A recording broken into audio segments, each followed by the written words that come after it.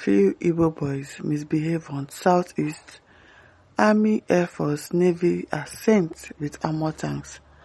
But when Fulani do same in the north, security agencies are ordered to ignore. Sarah Marco, that's how it has always been, and it's the truth. They're always ignoring these Hausa people. When they do something wrong, they just let it slide. But really, if it is in the Igbo community, they'll definitely send their armor tanks. It's the truth. I've seen that happen several times. The woman is not lying. A Nigerian cleric, Sarah Marco, has raised concerns over what she described as unequal treatment in the government handling of security challenges across different regions of the country. Speaking on the state of the nation, she alleged that authorities respond more aggressively to unrest in the southeastern region compared to incidents in the north. According to her, security forces are often heavily deployed in the east during periods of tension, while similar or more severe situations elsewhere do not attract the same level of response. Omako expressed frustration over what she perceives as inconsistency in enforcement and decision-making, suggesting that such disparities contribute to growing dissatisfaction among citizens. In other words, the government is failing. I see two standards, one for the north and one for the south. You did not lie, ma.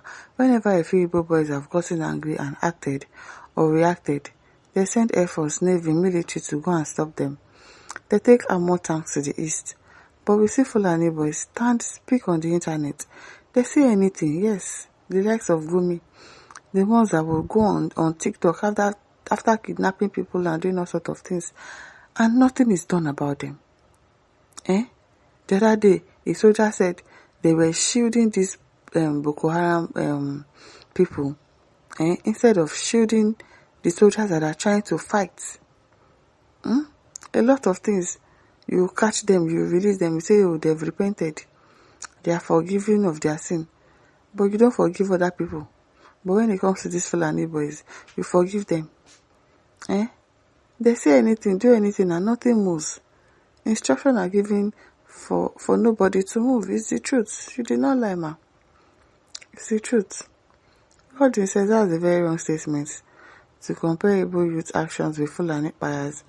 IPOB, ESN were established to save Southeast invasion by Fulani horrors. Igbo youth are, and even IPOB, ESN did not cross border, buying like the terrorists. Igbos don't enter other states, take over lands at all. And it's not like she's accusing people of doing all of that. She's saying that these Fulani people actually do way worse than whatever it is that they are saying the Igbo people are doing. But yet, they don't go on to arrest them or do anything to them.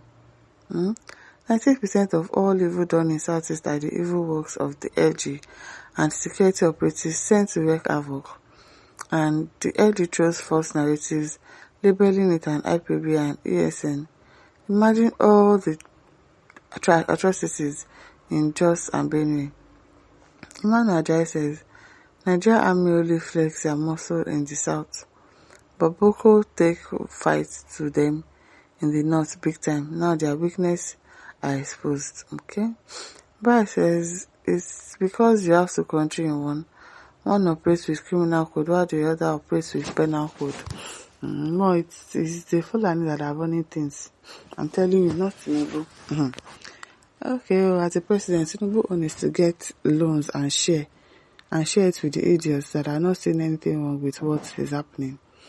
David says, I believe and support your conclusion. I also believe she's saying the truth, actually. She's saying the truth. Igbo says, and every person is paying the price, either directly or indirectly. Now so. Okole says, Madam Sarah, thank you for your honest observations. It is so largely because the Nigerian Army often make fortune in the southeast. In fact, they even created the problem so they can move in fast. Each time you see them come, it's like that. It is to begin an army checkpoint business of collecting money. Federal highways will be blocked for collections of every type: truck, trailer, lorry, heavy duty vehicles. Pay 500 naira 500 naira from 6 a.m. in the morning till early mornings 5 a.m. the next day. So how will food come down? How will food prices come down? Because there's transport this thing. You'll be transporting. This one will collect money from you. That one will collect money from you. And it has become a thing in the country. It has become a thing. Even bike men, women, they don't have peace of mind. Collect. Meanwhile, you are not doing anything. But people that are driving from morning to night should be collecting their money from that thing. Usually annoys me a lot.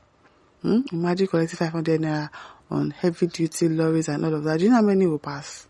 It is well. My aunt will say it is now you people are saying the truth. And men say it is unfortunate that some individuals will wish this kind of insecurity seen in the north upon themselves or others. No one deserves to live under fear or violence. Madam, I hope you reflect certainly on your words. You leave that one. Because this insecurity is not something to evade or trivialize. If anyone truly desires to understand what is happening in places like Zamfara or Borno, it is better approach with empathy, not provocation. In the end, may your words bring to you what you wish for. Let's hear what. Emeka says, Amusa Tijani, listen very well what she said before you write rubbish. If they continue this land, the way this land will be hot, Okay? This Tijani, this Mama Pastor, do you expect governor to allow Igbos to be banned yourself innocently? Haba. Let our religious leaders stop using the appropriate to incite the public against the government. You better resign now to join obedient movement. Leave her alone, let her speak her truth. She doesn't need to join Ijesha's compound. Leave him. I've been waiting with that. Anyaba says, tell IPOB to stop saying that they are Jews. We don't want a Jewish proxy on our soil. Okay? Motion says this is the reason Biafra is your only gateway from this evil dead leadership. Also, Clerical said this is a disgraced country where nothing good tries except crime. And these fools are asking Igbo youth to join their buying army. Don't join who takes that suicide mission? I'm telling you, a complete useless country. Join the army. There was an army that was interviewed during that that Showore's interview on that program, that podcast. The soldier said a whole lot of things, how they dismissed him after 8 years and he didn't get anything, and all the things that were happening, the way soldiers are being treated. I don't even advise my enemy to join the army. So please just stay in your house. And listeners, don't forget to like, share, subscribe. Thank you for listening. See you some other time. Bye.